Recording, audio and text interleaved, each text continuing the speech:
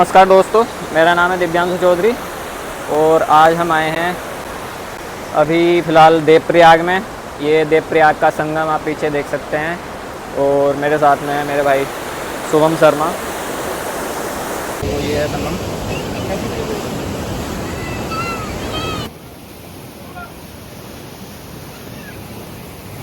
तो देवप्रयाग में संगम के दर्शन करके और रघुनाथ मंदिर के दर्शन करके फिर हम चल दिए आगे धारी देवी के दर्शन करने के लिए।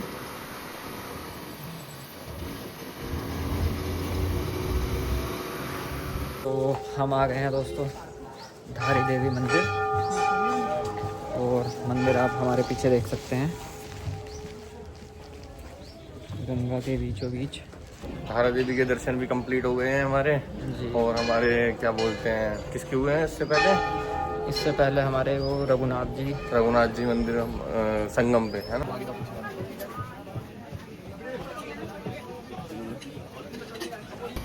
माँ धारी देवी के दर्शन करने के बाद हम चल दिए थे पंच केदार में से एक श्री कल्पेश्वर महादेव जी के दर्शन करने के लिए।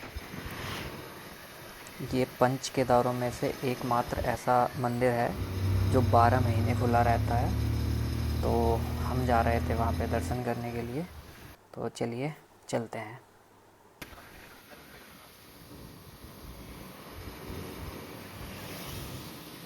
या पहाड़ों पे आए थे, लेकिन एक चीज़ भूल रहे थे बहुत देर से। दिखा दो ना, दिखा दो।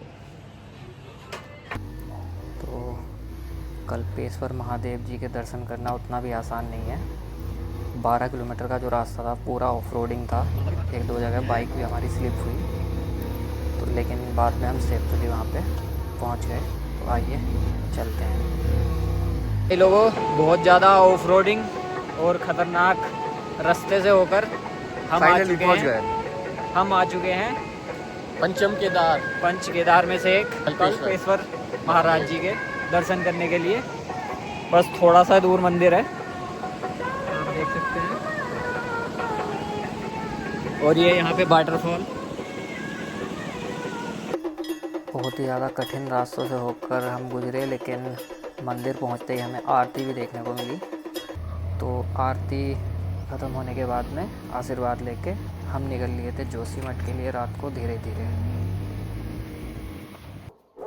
तो ये है जोशीमठ में स्थित नरसिंह मंदिर। यहाँ पे नरसिंह भगवान जी के दर्शन किए और साथ ही साथ श्री बद्री विशाल जी के भी दर्शन यहाँ पे हुए, क्योंकि शीतकालीन जब बद्रीनाथ जी के कपाट बंद हो जाते हैं तो वहाँ से डोली यहाँ पे आती है। तो बद्रीनाथ जी के दर्शन हम जब कपाट बंद हो जाते हैं तो यहाँ पे भी कर सकते हैं। तो दर्शन करके हम जोशीमठ से निकले तो बारिश शुरू हो गई थी, काफ़ी ज़्यादा बारिश हो रही थी। और मेरे साथ में जो भाई थे उनको ऑफिस का कुछ काम था, तो फिर उनको रुद्रप्रयाग में मैंने बस में बैठा दिया। वो घर के लिए निकल गए थे, फिर आगे मैं अकेला गया। तो मैं आ चुका हूँ यहाँ पे ऊखी मठ में। ऊखी मठ में ये है ओमकारेश्वर मंदिर। यहाँ पे आपको 2 केदार जी के भी दर्शन हो जाते हैं, श्री केदारनाथ धाम और श्री मद्महेश्वर जी।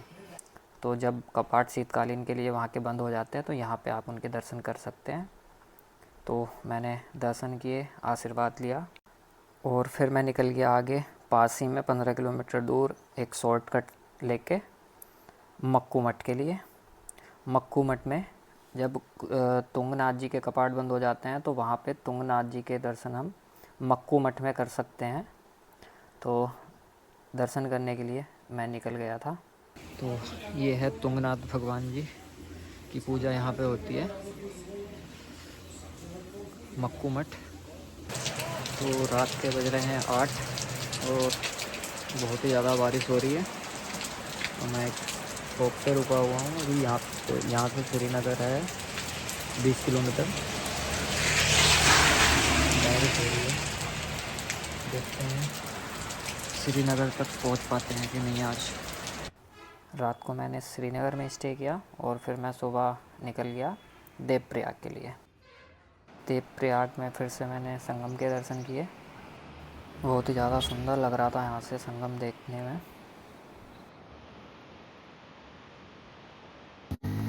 और फिर मैं निकल गया था ऋषिकेश के लिए। लेकिन चलते चलते फिर मुझे भूख लगने लगी थी और मैं अपने साथ में कुछ सामान लाया था मैगी बनाने के लिए। तो फिर मैंने एक जगह बाइक रोकी और जो सामान मैं लेके आया था मैगी बनाने के लिए, छोटा सा स्टोव और छोटा सा गैस सिलेंडर, वो निकाला और मैगी बनाने की मैंने तैयारी शुरू कर दी।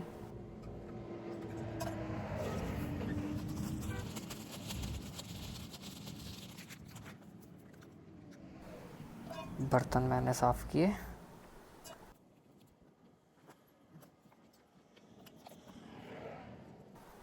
फिर थोड़ा पानी डाल के और गैस जलाई और मैगी बनाने की फुल ऑन तैयारी शुरू कर दी। और फिर मैगी धीरे धीरे बन ही रही थी और बहुत ही ज़्यादा सुंदर नज़ारे थे यहाँ पे जिस लोकेशन पे मैं रुका हुआ था। तो ये बन रही है हमारी मैगी और इस नज़ारे के साथ हम खाएंगे मैगी। तो मैगी हमारी रेडी हो चुकी है। अब हम इसमें ऐड करेंगे डोमिनोज़ के ऑर्गेनोज़ एंड चिली फ्लेक्स। तो मैगी बनके रेडी है और अब हम खाएंगे मैगी, पहाड़ों वाली मैगी। तो सुंदर नज़ारे और ये मैगी अपने हाथ की बनाई हुई,